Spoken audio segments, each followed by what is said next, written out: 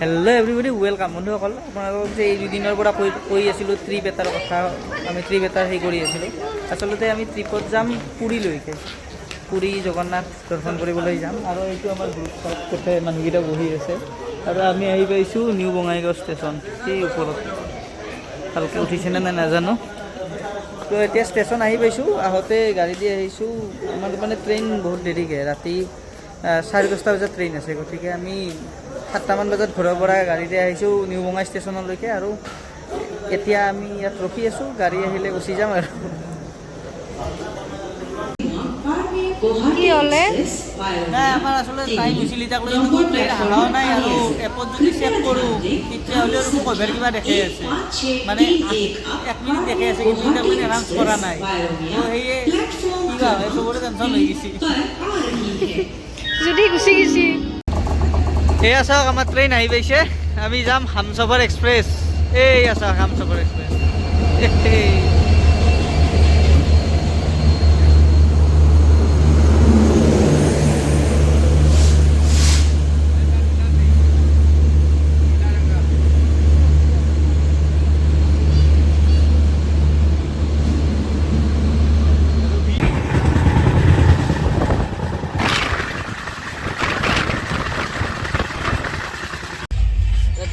Good morning samosa नाश्ता पूरी सब्जी ब्रेड ऑमलेट समोसा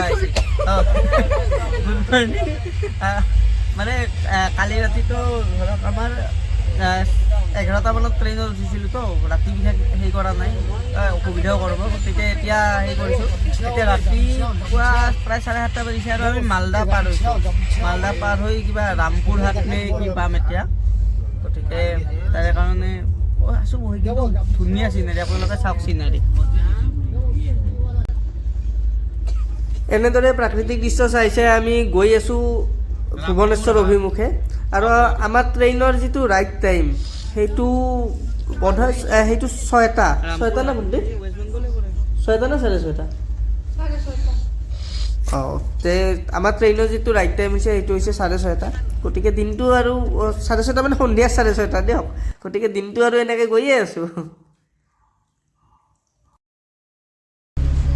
এয়া ফাইনেলি আমি আহি পাইছোঁ ভুৱনেশ্বৰ আৰু এতিয়া আমি ভুৱনেশ্বৰৰ পৰা গৈ আছোঁ পুৰীলৈ বহুত ধুনীয়া টাউন মানে দেখিলে গম পায় মানে আৰু দেখিলে এটা বস্তু গম পায় না যে ইয়াতে কিবা শান্তিৰ এটা হেৰি থকা হেন পায় না কচোন মানে এই হিবি জিবি মস্ত এটা নাই যেনে গুৱাহাটী হেন টাইপৰ জেগা কিন্তু সেই হিবি জিবিটো নাই যান জঁট নাই তাৰপিছত হিবি জিবিটো নাই আৰু হোটেল বহুত আছে আৰু আপোনালোকক এটা কথা কওঁ যিসকলে ধৰক কেতিয়াবা পুৰীত আহিছে বা ভুৱনেশ্বৰৰ ইপিনে আহিছে হোটেলত যদি চিন্তা কৰি আছে আপোনালোকে তেতিয়াহ'লে আপোনালোকে 1 নম্বৰ প্লেটফৰ্মৰ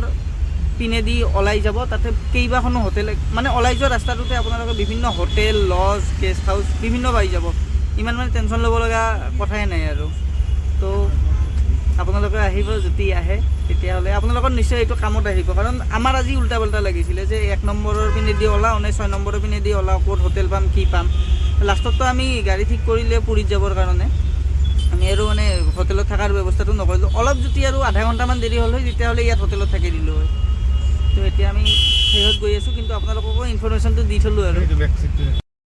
আচলতে ভুৱনেশ্বৰৰ পৰা পুৰীৰ দূৰত্ব প্ৰায় 60-64 কিলোমিটাৰমান 64 কিলোমিটাৰমান দূৰ হয় গতিকে আমি গাড়ী লৈ প্ৰায় 1.5 ঘণ্টামান সময় লাগিছে আৰু পুৰী পাওঁতে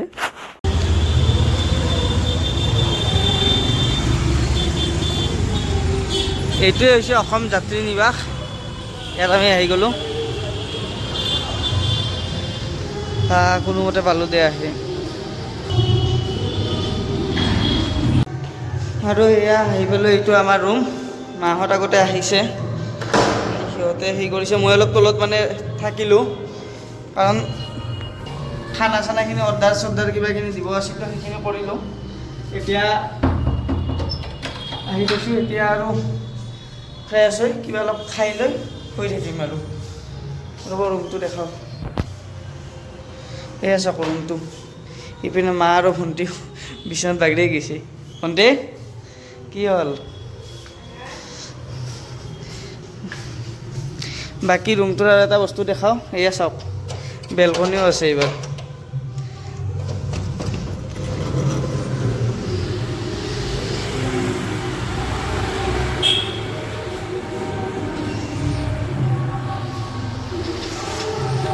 এয়া আহি পালোঁ আমি পুৰী চহৰ, চাওক এয়া পুৰী চহৰ। এতিয়া ভিতৰত আহিলোঁ ৰ'বা। এতিয়া এটা বস্তু আপোনালোকক কওঁ, আপোনালোকে যদি অসমৰ পৰা আহে ইয়ালৈকে, অসম যাত্ৰী নিবাসত যদি থাকে, ইয়াত ফেচিলিটি বহুত ভাল, চবখিনি বস্তুৱে আছে, পাণ্ডাও ইয়াতে পাই যাব। লগত কি হয়, আমাৰ অসম যাত্ৰী নিবাসত ভাড়া চাড়া যদি আপোনালোকে কয় নহয়, ভাড়া চাড়াও একদম ৰিজনেবল আৰু। আমাৰ এই ৰুমটো ধৰক আমাৰ AC আছে, ইয়াত চাব পাৰে। AC থাকিলে ১,৫০০ টকা, আৰু য'ত AC নাথাকা ৰুম যদি আপোনালোকক লাগে তেতিয়াহ'লে আপোনালোকে ১,০০০ টকাতে পাই যাব। তো আপোনালোকে আহিব পাৰে। আৰু আমি যিখন ট্ৰেইনত আহিছিলোঁ সেইখন আছিল হমছফৰ এক্সপ্ৰেছ, সেইখনো ঠিক ঠাক, আৰু ঠিক ঠাক মানে কি, ট্ৰেইনখন ভালে, চবখিনি ফেচিলিটি আছে। খালি এটা প্ৰব্লেম দিছে, কটকৰ পৰা ভুৱনেশ্বৰ পাওঁতে বহুত টাইম লগাইছে। আৰু সেইখন ট্ৰেইন কিন্তু আপোনাৰ ডাইৰেক্ট পুৰীলৈকে নাহে, সেইখন ট্ৰেইন ভুৱনেশ্বৰ হৈ দক্ষিণলৈকে যায়, মানে বেংগালুৰুলৈকে যায়। গতিকে আপোনালোকে ভুৱনেশ্বৰ বা খুৰ্দা এনেকুৱা ক'ৰবাত নামিব লাগিব। আমি ভুৱনেশ্বৰত নামিছিলোঁ। তো যিখিনি বাৰু ইনফৰমেশ্যন দিলোঁ আৰু আপোনালোকক, বাকী আজিৰ বাবে এইখিনিয়ে, বাই।